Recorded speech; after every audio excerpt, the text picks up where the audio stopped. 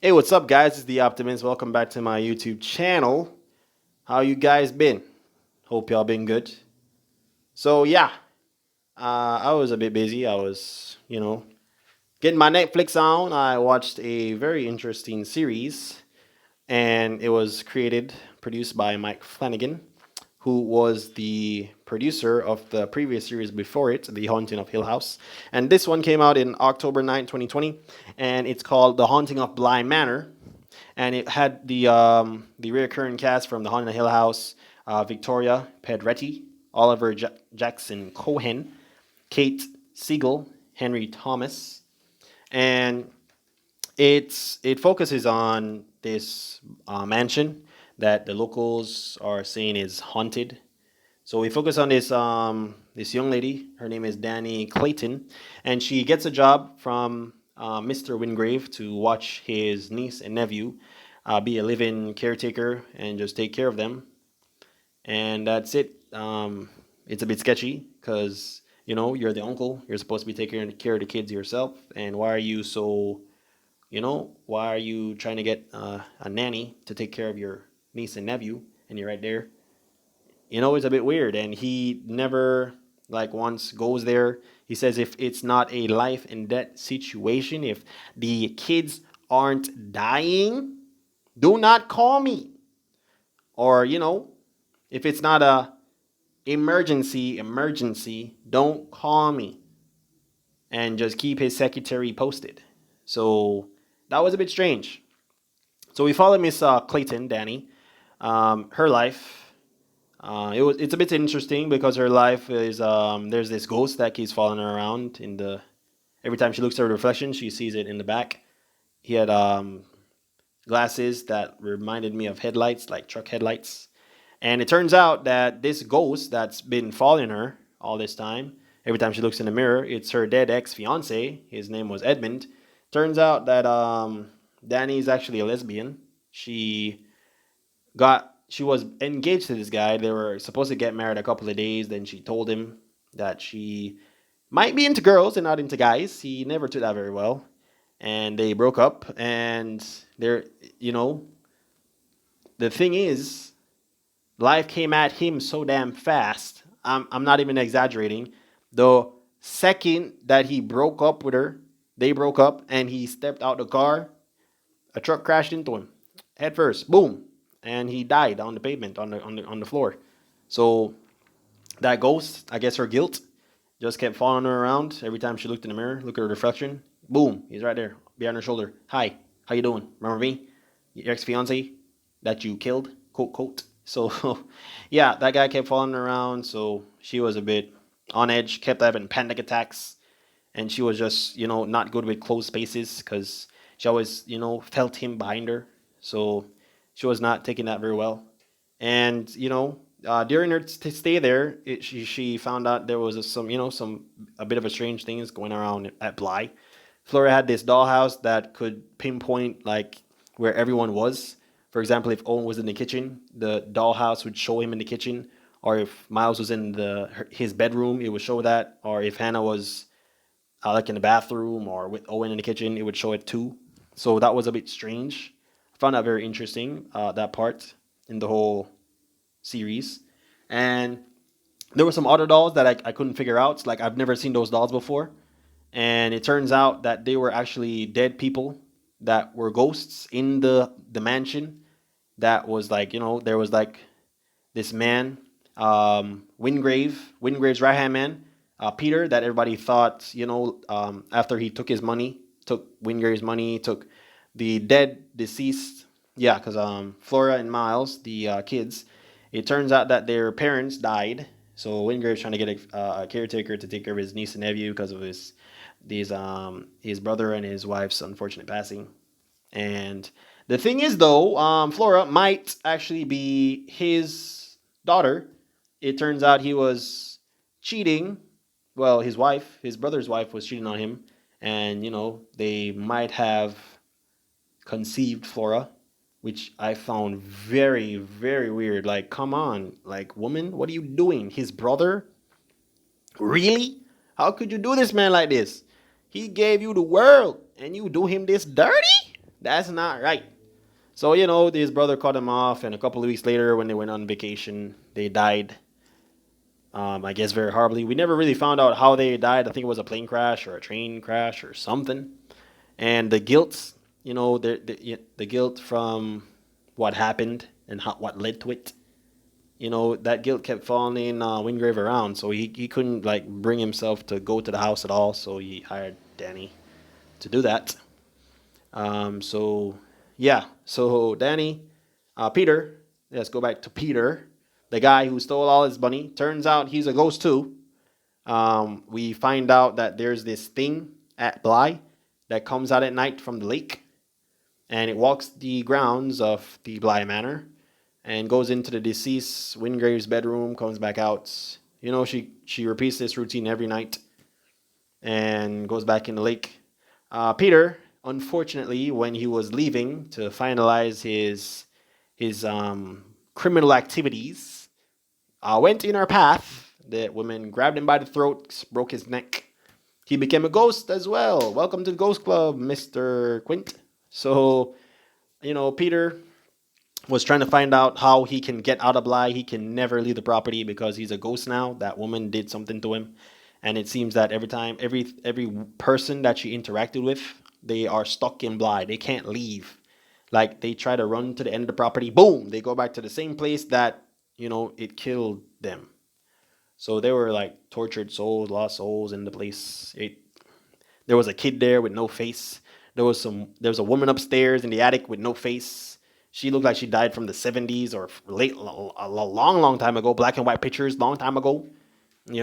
So Peter was possessing Miles. It turns out, and doing that, he got him expelled from boarding school, and he killed the caretaker of the place, Hannah Gross, and he also killed the previous nanny, Rebecca, who was the first one to take on the job to take care of Miles and Flora. Turns out that they were having this fling, you know, and they were trying to run away together. And during the night, he told her he was gonna leave, but she should pack it back in the morning. The thing got him, killed him. A couple months, or I think a year passed. He showed himself finally to Rebecca, and he was trying to find out how he can leave or be with her. She He possessed her. She gave him permission to possess her body, and during that time he trapped her in like one of her memories, and he drowned her.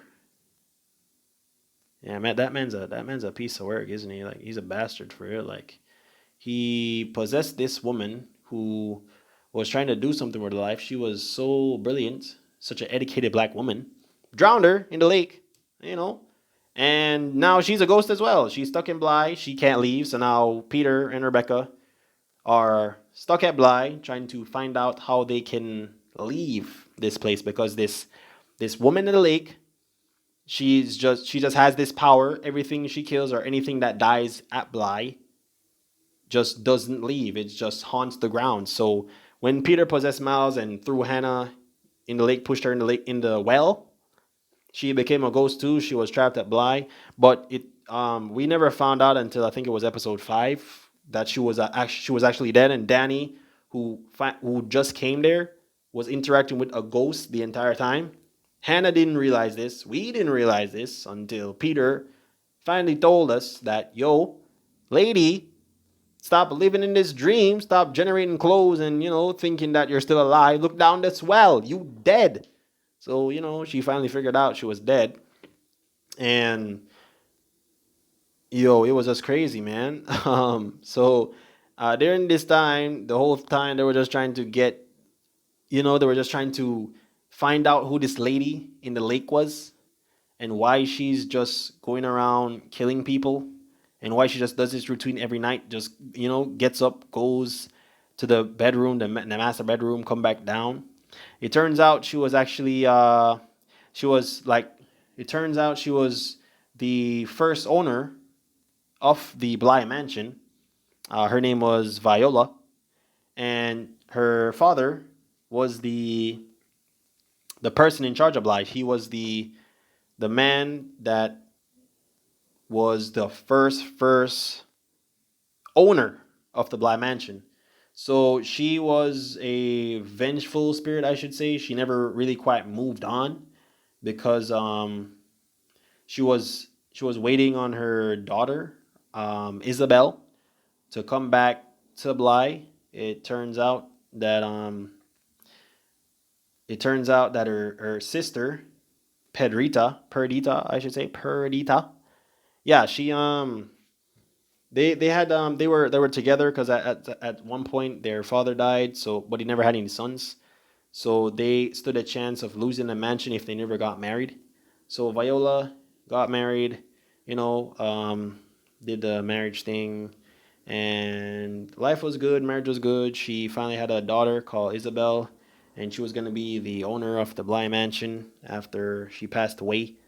Um, and Pedrita, she was just, you know, there taking care of Viola and Isabel.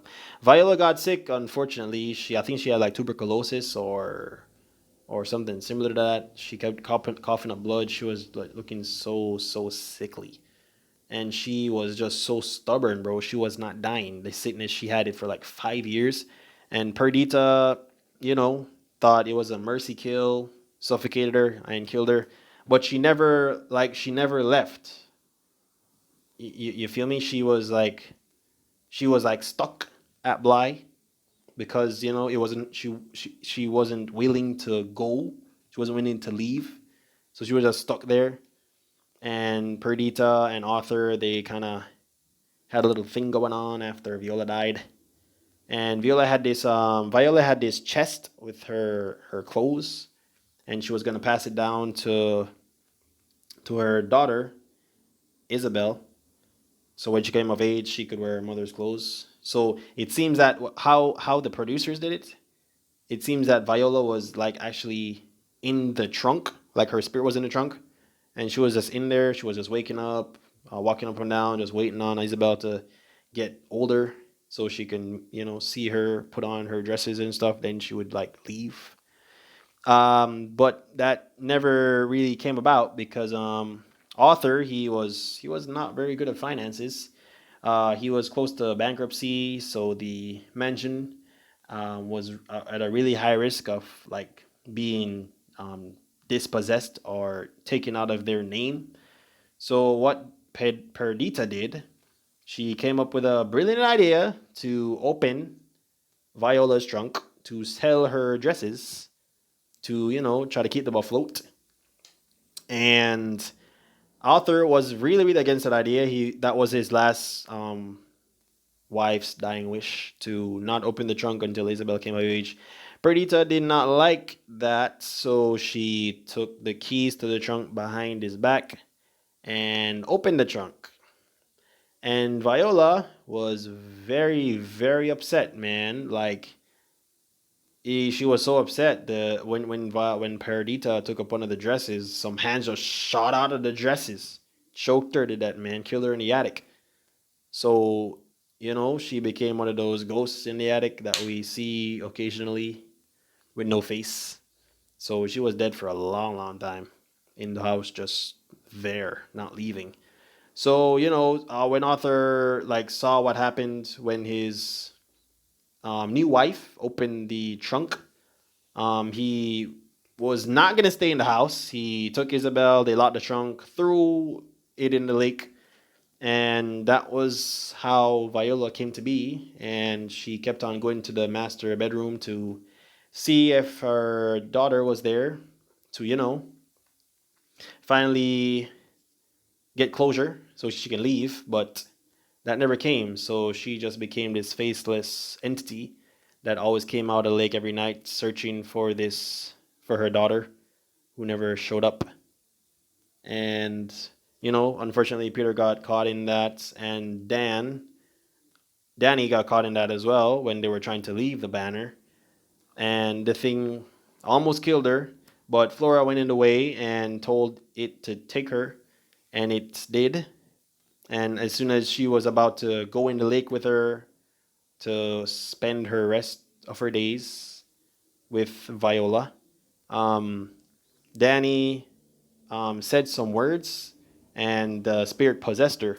So doing that, the spirit lifted, and Peter and Rebecca, all the dead souls, actually finally got lifted out of Bly, and which I found was pretty amazing. But Danny had like two different eye colors, and during that time, um, she and Jamie the gardener, they were going through a thing, so they left Bly because um, Henry Wingrave finally came back to Bly to be the uncle to live with the kids, and Danny and Jamie went on about their lives, as well as Owen, the chef, and just put Bly behind them.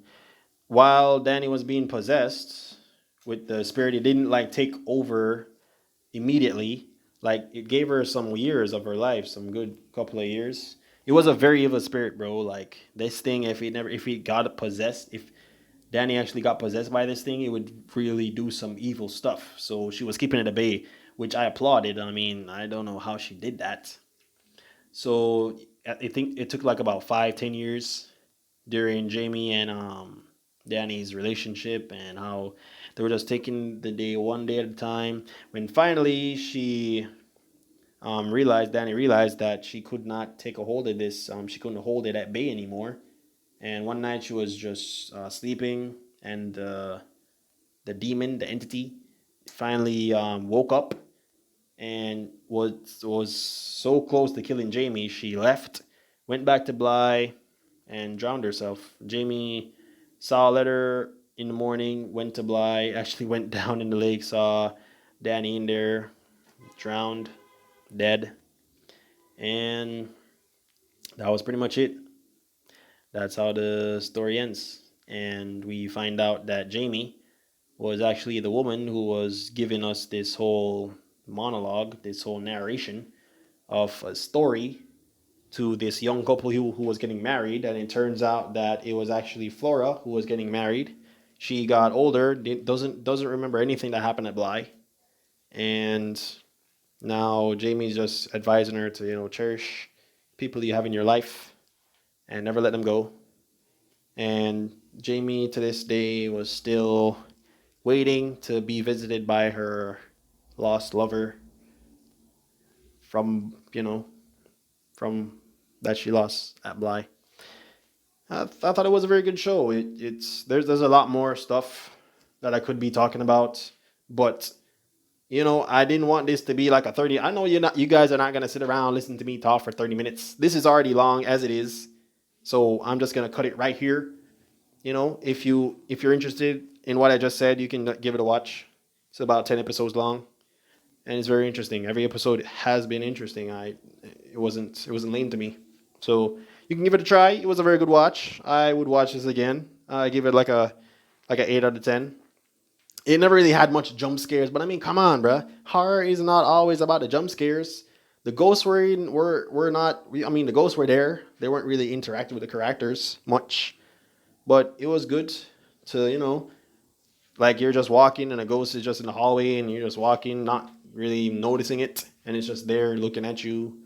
It's just in blending in the background. So that I thought was pretty cool that they brought back from the first series on in Hill House. So yeah, you can give this series a try. It's very good, and I am very curious to see what Mike Flanagan is going to produce again. I'll definitely watch anything he puts on the big screen or put on Netflix, and I'm going to make a review of it again. And thank you for tuning in one more time and hearing me talk for this long, long time. I don't usually talk this much. Jeez. But yeah, and this is the Optimist signing off.